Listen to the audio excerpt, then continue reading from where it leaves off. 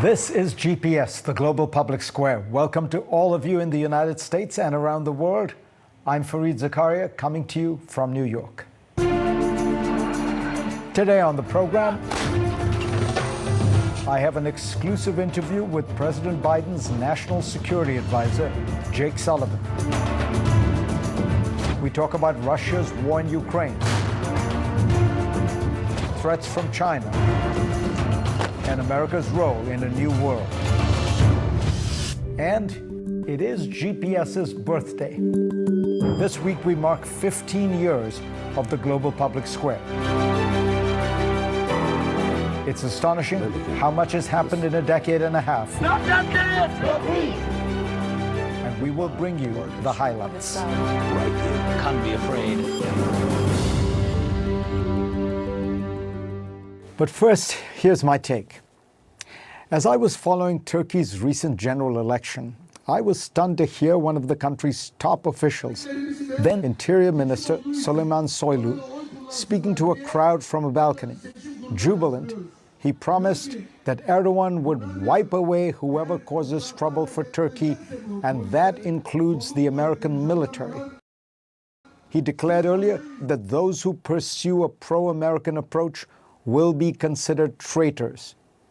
Keep in mind that Turkey has been a member of NATO with American military bases in the country for about 70 years. Turkish President Recep Tayyip Erdogan often uses strident anti-Western rhetoric himself. Before the election's first round, Erdogan tweeted that his opponent won't say what he promised to the baby-killing terrorists or to the Western countries.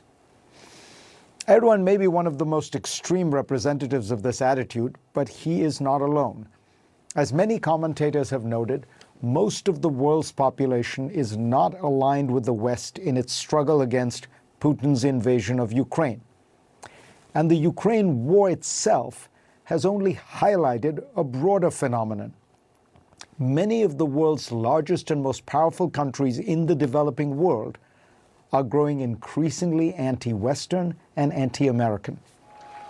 When Brazil elected Luiz Inácio Lula da Silva to the presidency last October, many heaved a sigh of relief that the mercurial populist Jair Bolsonaro had been replaced by a traditional and familiar left-of-center figure.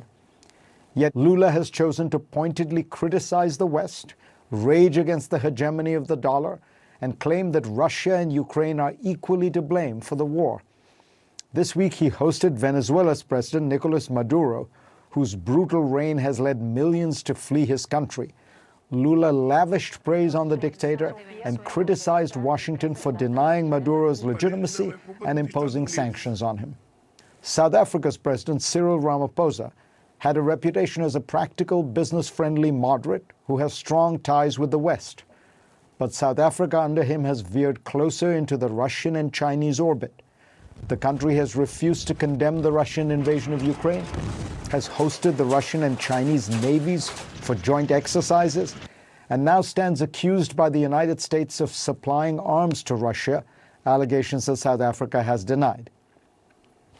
And then there is India, which has made clear from the start of the Ukraine war that it had no intention of siding against Russia, which remains the chief supplier of advanced weaponry for the Indian military. Indian statements about their desire to maintain a balance in their relations between the West and Russia and even China have been so numerous that Ashley Tellis, one of the most respected scholars on U.S.-India relations, wrote an essay warning Washington not to assume that New Delhi would side with it in any future crisis with Beijing. What is going on? Why is the United States having so much trouble with so many of the world's largest developing nations? These attitudes are rooted in a phenomenon that I described in 2008 as the rise of the rest. Over the last 2 decades, a huge shift in the international system has taken place. Countries that were once populous but poor have moved from the margins to center stage. Once comprising a negligible share of the global economy, the so-called emerging markets now make up fully half of it. It would be fair to say they have emerged. As these countries have become economically strong, politically stable, and culturally proud, they have become more nationalist. and their nationalism is often defined in opposition to those countries that dominate the international system, meaning the West. Many of these nations were once colonized by Western nations, and so they retain an instinctive aversion to Western efforts to corral them into an alliance or grouping.